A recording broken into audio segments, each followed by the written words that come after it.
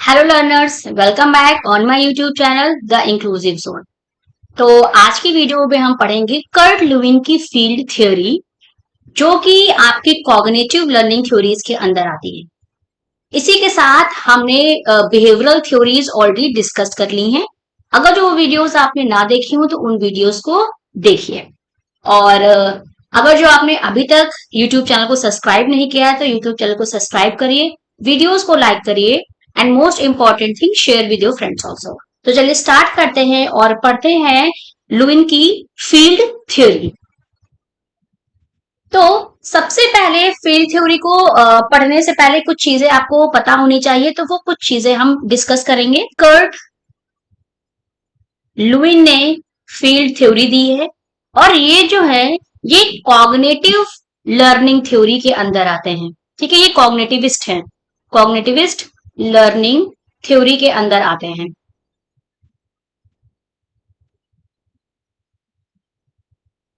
Is that clear? Field theory को cognitive field theory भी कहते हैं, also known as cognitive field theory. ये भी आपको याद रखना है कि फील्ड थ्योरी को कॉग्निटिव फील्ड थ्योरी भी कहा जाता है। टोपोलॉजी, टोपोलॉजिकल साइकोलॉजी भी कहा जाता है, टोपोलॉजिकल साइकोलॉजी भी कहा जाता है। साथ ही साथ इसको वेक्टर साइकोलॉजी भी कहा जाता है, वेक्टर साइकोलॉजी भी कहा जाता है ना। और जिस तरीके से जो आपके गेस्टाल्ट साइकोलॉजिस्ट है, इन्होंने एक होल की बात की है। हमने पिछली वीडियो में डिस्कस किया था कि जो गेस्टाल्ट साइकोलॉजिस्ट है वो होल कॉन्टेक्स्ट की बात करते हैं, है ना। उसी तरह जो फील्ड साइकोलॉजी है वो ह्यूमन और एनवायरमेंट, ठीक है, वो ये कहते हैं कि जो फील्ड आपकी फील्ड थ्योरी है या जो भी हम पढ़ रहे हैं कर्ट लुईन की फील्ड थ्योरी, ये बात करती है कि ह्यूमन प्लस एनवायरमेंट, ठीक है, ह्यूमन प्लस एनवायरमेंट से क्या बनता है, फील्ड बनती है। ठीक है, यानी कि इन्होंने ये कहा कि ह्यूमन और एनवायरमेंट को अलग अलग करके नहीं समझा जा सकता है। ह्यूमन और एनवायरमेंट को जब हम एक साथ समझते हैं, ये आपकी फील्ड थ्योरी बनती है। इन्हें कहा कि ह्यूमन और जो एनवायरमेंट है वो आपस में क्या करता है, इंटरैक्शन करता है। Is it clear? यही बेसिकली क्या है, आपकी फील्ड थ्योरी कहती है। फील्ड थ्योरी ये कहती है कि ह्यूमन और एनवायरमेंट को मिला के ही एक फील्ड बनती है और ह्यूमन और एनवायरमेंट जो है वो आपस में इंटरैक्शन करते हैं। इसी से is it clear?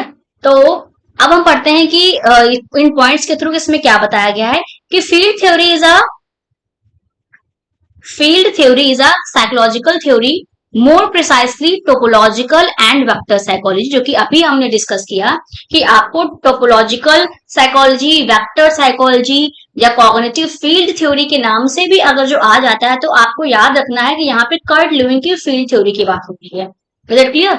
That examines patterns of interaction between individual and total field और एनवायरमेंट, जो कि अभी हमने डिस्कस किया कि जो फील्ड थ्योरी है वो बात करती है इंडिविजुअल या ह्यूमन ले लो प्लस एनवायरमेंट, जिससे मिलकर बनती है फील्ड। और ये आपस में क्या करते हैं, इंटरैक्शन करते हैं। The concept first appeared in psychology and had roots in holistic perspective of Gestalt theories, है ना। जिस तरह अभी हमने डिस्कस किया था कि जैसे गेस्टाल्ट थ्योरी एक कॉन्टेक्स्ट की बात करता है, ठीक है, और कॉन्टेक्स्ट भी कैसा होगा, होल कॉन्टेक्स्ट की बात करता है। उसी तरीके से जो फील्ड थ्योरी है वो ह्यूमन प्लस एनवायरमेंट के इंटरैक्शन की बात करती है। वो कहती है कि इनको अलग अलग स्टडी नहीं किया जा सकता है। It was developed by Kurt Lewin, a gestalt psychologist, in 1940, यानी कि जो फील्ड थ्योरी है वो 1940 में कर्ट लुईन के द्वारा डेवलप की गई। अब आपको याद ये भी रखना है कि जो कर्ट लुईन है वो गेस्टाल्ट साइकोलॉजिस्ट में माने जाते हैं, लेकिन आपको ये याद रखना है कि जो गेस्टाल्ट जो आपके गेस्टाल्ट साइकोलॉजिस्ट हैं, गेस्टाल्ट जो थ्योरी है या गेस्टाल्ट वाद जो है वो वर्दमियर की देन है। ठीक है, वो किसने दिया है, वर्दमियर ने दिया है। तो आपको ये याद रखना है, एग्जाम में बहुत बार पूछा जाता है। फिर वो चाहे नेट का पेपर हो, असिस्टेंट प्रोफेसर का एग्जाम हो, पीजीटी का एग्जाम हो, या आपका नेट के एग्जाम में तो आ ही सकता है। यानी कि हर एक एग्जाम में इस तरह के क्वेश्चंस आपके पूछे जाते हैं। इसलिए आप मेरे चैनल के थ्रू जितनी भी वीडियोस जो मैंने क्लासेस ली हैं, उससे आप हर एक एग्जाम की, छोटे एग्जाम से लेकर बड़े एग्जाम तक की प्रिपरेशन आप मेरे यूट्यूब चैनल से कर सकते हैं। तो अब हम बढ़ते हैं अपनी नेक्स्ट स्लाइड की तरफ और देखते हैं उसमें क्या क्या चीजें बताई गई हैं। नेक्स्ट स्लाइड हमारी बात करती है कि कर्ट लुईन ने कौन कौन से मेन कॉन्सेप्ट दिए हैं। कभी कभी आपके एग्जाम में कॉन्सेप्ट दे दिए जाते हैं और पूछा जाता है कि ये कॉन्सेप्ट किसने दिए हैं, इसलिए ये स्लाइड मैंने बना दी जिससे आपको याद रहे। तो जो आपकी टोपोलॉजी, जो कि अभी हमने डिस्कस किया, vector, life space, valence, barrier, goal और फॉरन, ये कॉन्सेप्ट्स जो हैं वो कर्ट लुईन ने दिए हैं। ठीक है, और जो फॉरेन हल है, फॉरेन हल से आपके एग्जाम में, नेट के एग्जाम में ऑलरेडी क्वेश्चन पूछा जा चुका है। Is it clear? तो हम एक एक करके इन सारे कॉन्सेप्ट्स को डिस्कस करेंगे। ठीक है, अब सबसे पहले हम डिस्कस करते हैं टोपोलॉजी की। टोपोलॉजी किसे कहते हैं? टोपोलॉजी कहते हैं कि it is a non material geometry which includes concept such as inside, outside and boundary. है ना, आपको याद रखना है कि ये जो फील्ड थ्योरी इन्होंने दी है कर्ट लुईन ने, ये एक मैथमेटिकल, जो फिजिक्स के या मैथमेटिक्स के जो कॉन्सेप्ट्स हैं, उन कॉन्सेप्ट से डिराइव्ड करके इन्होंने एक फील्ड थ्योरी बनाई। ठीक है, इसीलिए जो इसके टर्म्स हैं वो आपको इस तरीके से, मतलब मैथ्स या ज्योमेट्री के कॉन्सेप्ट से आपको मिलता जुलता मिलेगा।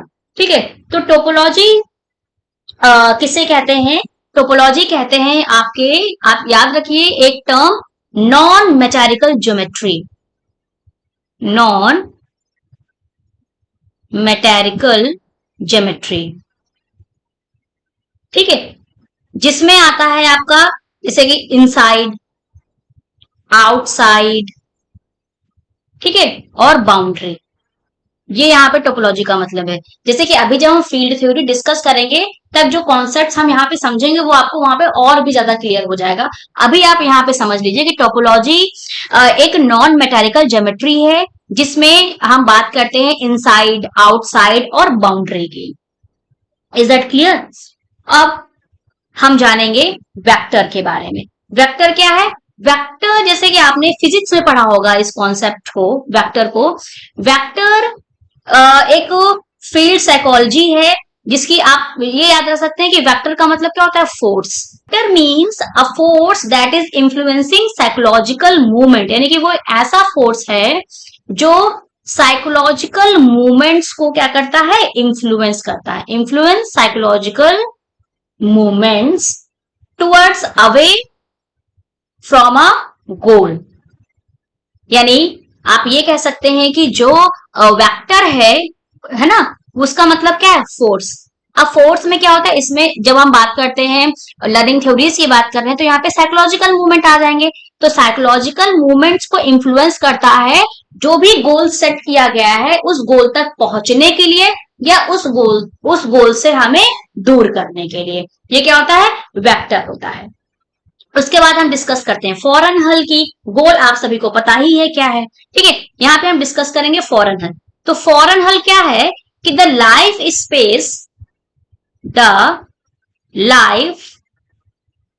Space is surrounded by non psychological boundary. है ना, अब आपको यहाँ पे की पॉइंट क्या रखना है? फॉरेन हल क्या है कि ये एक नॉन साइकोलॉजिकल बाउंड्री है। It is a non psychological boundary. ठीक है, तो फॉरेन हल क्या है? फॉरेन हल is the life space is surrounded by a non psychological boundary is called foreign हल। बिल्कुल इसी तरीके से आपके एग्जाम में क्वेश्चन आ सकता है। तो आपको क्या याद रखना है? टोपोलॉजी क्या है? It is a non metrical geometry, जिसमें इनसाइड, आउटसाइड और बाउंड्री की हम बात करते हैं। वेक्टर क्या है? ये साइकोलॉजिकल मूवमेंट है, एक फोर्स है जो हमें गोल की तरफ या तो बढ़ाने की कोशिश करता है या गोल से दूर करने की कोशिश करता है। फॉरेन हल क्या है कि ये एक लाइफ स्पेस होती है ना। The life space is surrounded by एक नॉन साइकोलॉजिकल बाउंड्री है, जिसको क्या कहा जाता है, फॉरेन हल कहा जाता है। Is that clear? अब हम बात करते हैं लाइफ स्पेस की। हम इसको और सिंपल लैंग्वेज में समझे तो ये कह सकते हैं कि लाइफ स्पेस वह स्पेस होता है जिसमें वह स्वयं मनोवैज्ञानिक रूप में रहता है। यानी कि जो आपकी साइकोलॉजी है, जो आपका मनोविज्ञान है ना, उसके आसपास रहना, ये आपका मनोविज्ञान है, आप उसी के बीच में ही रहते हैं, है ना, उसी के बीच में रहते हैं, जिसमें आपका परसेप्शन, आपके व्यू पॉइंट्स आते हैं। ठीक है, जिसमें आपका परसेप्शन, आपके व्यू पॉइंट्स आते हैं, उसे क्या कहते हैं, लाइफ स्पेस कहते हैं। यानी आप ये कह सकते हो कि लाइफ स्पेस एक वो साइकोलॉजी, वो आपकी साइकोलॉजी होती है जिसमें आपका परसेप्शन, आपका व्यू पॉइंट आता है और आप उसी के सराउंडेड रहते हो। उसी को क्या बोला जाता है, लाइफ स्पेस बोला जाता है। Is that clear? बैरियर आपको सबको पता ही है, इस तरीके से आप समझ सकते हो बैरियर, जो कि हमें गोल की तरफ जाने से रोकता है। मतलब किसी भी गोल को अचीव करने के लिए जो हर्डल्स आपके बीच में आते हैं, कॉन्सेप्ट्स कर्ट ल्यूइन के, आई होप मैंने आपको अच्छे से समझा पाई होंगी इन टर्म्स को कि टोपोलॉजी क्या है, वेक्टर क्या है, वैलेंस क्या है ना। तो अब बढ़ते हैं हम अपने, आई थिंक वैलेंस रह गया, तो हम वैलेंस की बात करते हैं। और एक आ सकता है नेगेटिव वैलेंस। ठीक है, पॉजिटिव वैलेंस, पॉजिटिव वैलेंस से आप ये समझ सकते हैं कि जैसे आप अट्रैक्टिंग एंड रिपलिंग पावर्स, ठीक है, को ये इंडिकेट करता है ना। तो यानी कि जिस ऑब्जेक्ट्स की तरफ आप अट्रैक्ट होते हैं, वो क्या होता है, वो पॉजिटिव वैलेंस होता है। और जिस ऑब्जेक्ट की तरफ आप अट्रैक्ट नहीं होते हैं, या जिस पर्सन की तरफ आप अट्रैक्ट होते हैं, वो कहलाता है आपका पॉजिटिव वैलेंस। और जिसकी तरफ आप अट्रैक्ट नहीं होते हैं, वो क्या कहलाता है, आपका नेगेटिव वैलेंस। ठीक है, इज इट क्लियर? तो आई होप आपको समझ में आया होगा कि ओवरऑल कर्ट ल्यूइन ने अपने कॉन्सेप्ट्स में बहुत ही मैथमेटिक्स के, फिजिक्स के टर्म्स लेके उन्होंने फील्ड थ्योरी को समझाया है ना।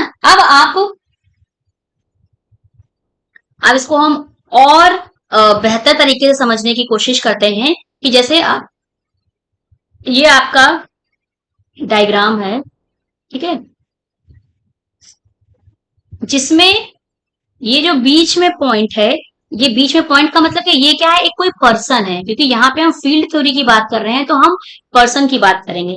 ये पर्सन है, ठीक है। अब फिर एक सर्कल आ जाता है ना, जिसमें आपके आते हैं पॉजिटिव और नेगेटिव, पॉजिटिव और नेगेटिव वेक्टर आ जाता है।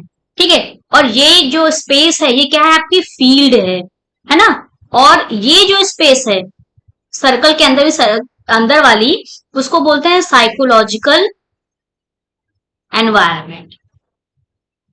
ठीक है, और ये जो सर्कल के बाहर की ये जो बाउंड्री, जो स्पेस है ना, अभी हमने डिस्कस किया कि क्या है, एक साइकोलॉजिकल स्पेस होती है जिसमें हमारे व्यू पॉइंट्स, हमारा परसेप्शन आता है। तो ये जो बाउंड्री है, ये क्या है, आपकी लाइफ स्पेस है, लाइफ स्पेस है।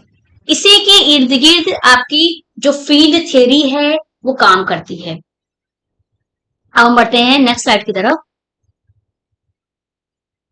नेक्स्ट स्लाइड में हम डिस्कस करेंगे कि according to field theory a person's life comprises multiple distinct spaces. यानी कि जो फील्ड थ्योरी के अकॉर्डिंग जो पर्सन की लाइफ है वो अलग अलग स्पेस में काम करती है। ठीक है, तो जैसे कि ये आपकी इमेज 1 है और ये आपकी इमेज 2 है। इस इमेज से हम समझने की कोशिश करेंगे कि क्या बात कही जा रही है।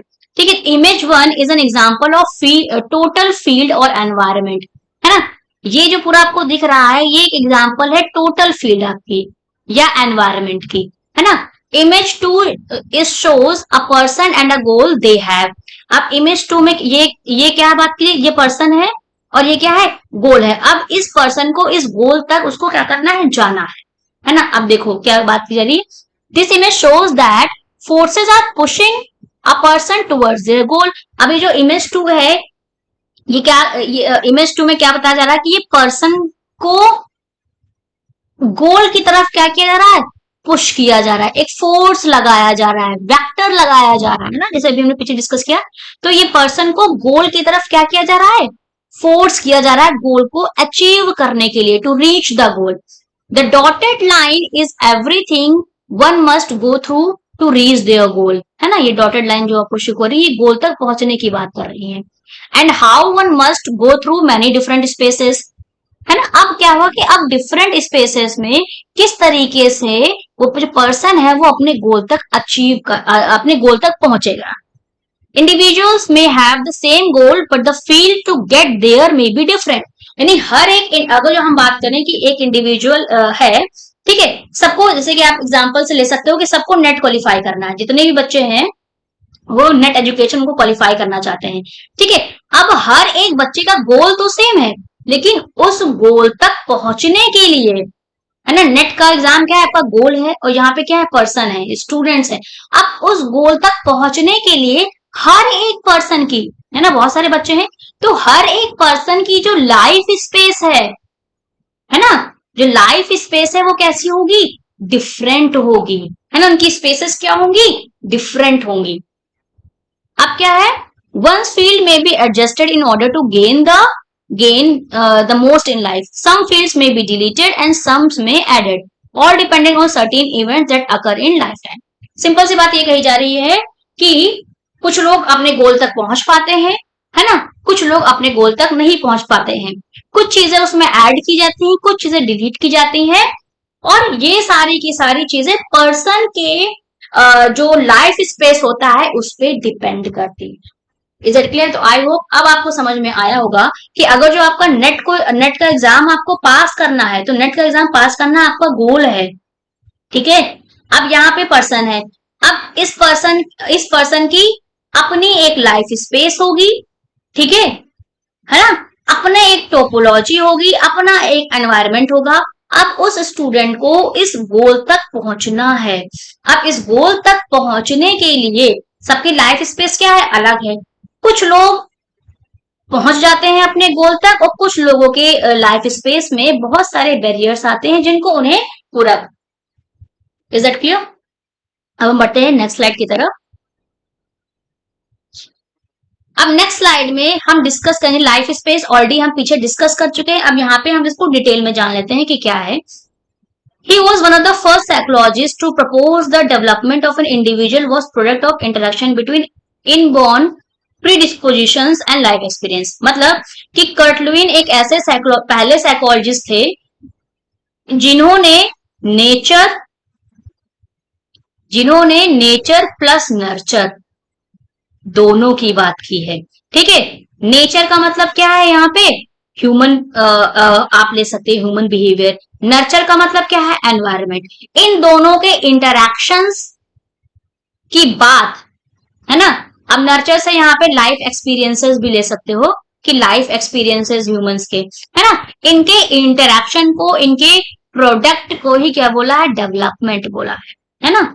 Lewin's knowledge of field theory in physics led him to consider that person's psychological activities occur within a kind of psychological field.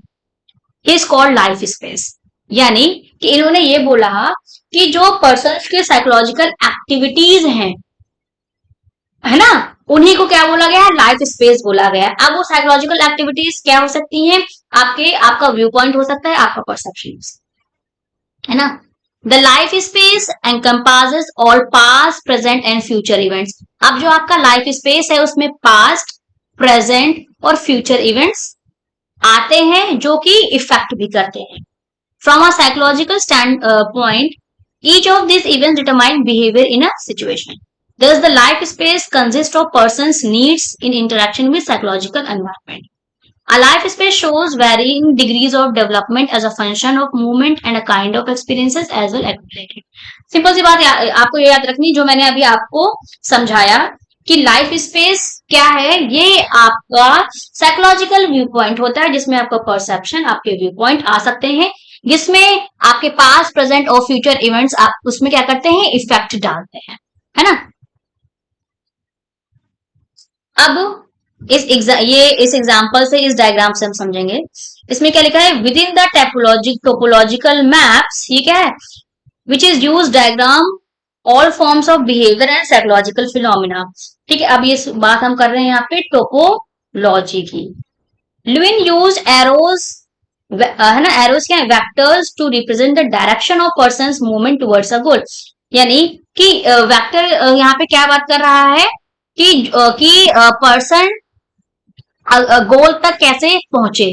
He added the notion of weighting these choices, balances to refer the positive or negative valence of objects within the life space. Objects that are attracted or that satisfy human needs have positive valence. Objects that are threatening have negative valence.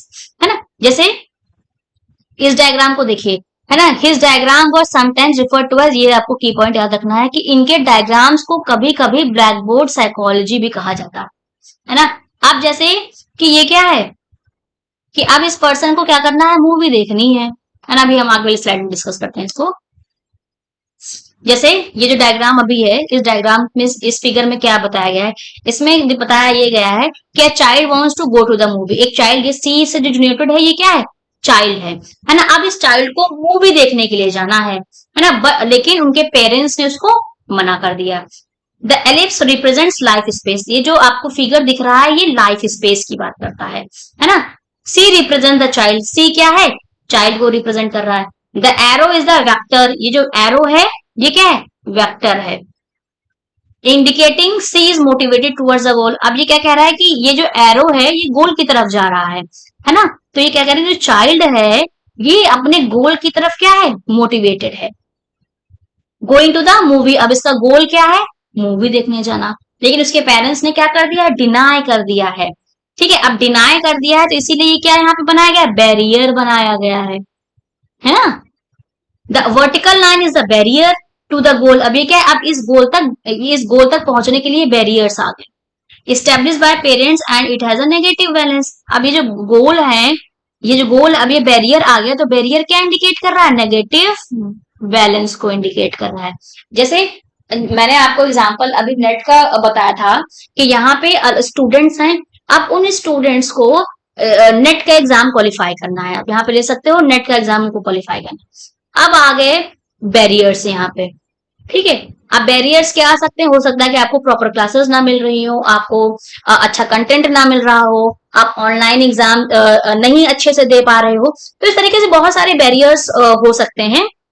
तो अब क्या करते हैं कि यहाँ पे अगर जो आप अपने गोल की तरफ मोटिवेटेड हैं तो यहाँ पे क्या आ जाएगा, पॉजिटिव बैलेंस आ जाएगा। अभी जो बैरियर आ गए आपको अपने गोल तक पहुंचने नहीं दे रहे हैं, तो ये क्या हो गया, आपका बैरियर हो गया। और इसके आसपास की जो बाउंड्री होती है वो क्या कहलाता है, आपका लाइफ स्पेस कहलाती है। तो आई होप आपको कर्ट लुईन की फील्ड थ्योरीज समझ में आई होगी। अगर जो कहीं पर भी कुछ ना समझ में आया हो तो आप कमेंट सेक्शन में या मेरे टेलीग्राम चैनल पे अपनी क्वेरी को पूछ सकते हैं।